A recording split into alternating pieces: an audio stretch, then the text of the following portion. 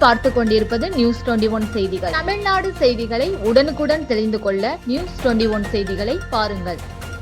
பொதுமக்களின் கோரிக்கையை நிறைவேற்றின சட்டமன்ற உறுப்பினர்.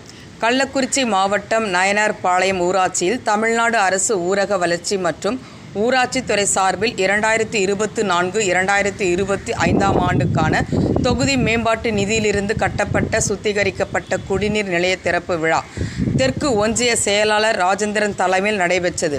இந்நிகழ்ச்சியில் சிறப்பு அழைப்பாளராக கள்ளக்குறிச்சி அதிமுக சட்டமன்ற உறுப்பினர் செந்தில்குமார் கலந்து கொண்டு சுத்திகரிக்கப்பட்ட குடிநீர் நிலையத்தை ரிப்பன் வெட்டி திறந்து வைத்து பொதுமக்களின் பயன்பாட்டுக்கு கொண்டு வந்தார்.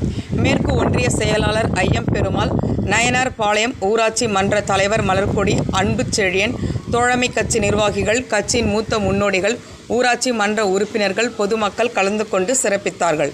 கள்ளக்குறிச்சி மாவட்டம் சின்னசேலத்தில் சிறுமலர் மேல்நிலைப்பள்ளி, இதயா நர்சரி பிரைமரி ஸ்கூல், சிறுமலர் தொடக்கப்பள்ளியில் தமிழ்நாடு அரசு வழங்கும் நலத்திட்டங்கள் அனைத்தும் மாணவ மாணவிகளுக்கு முழுமையாக வழங்கப்படும். 1ஆம் வகுப்பு முதல் 8ஆம் வகுப்பு வரை தமிழ் வழி கல்வி முற்றிலும் இலவசம்.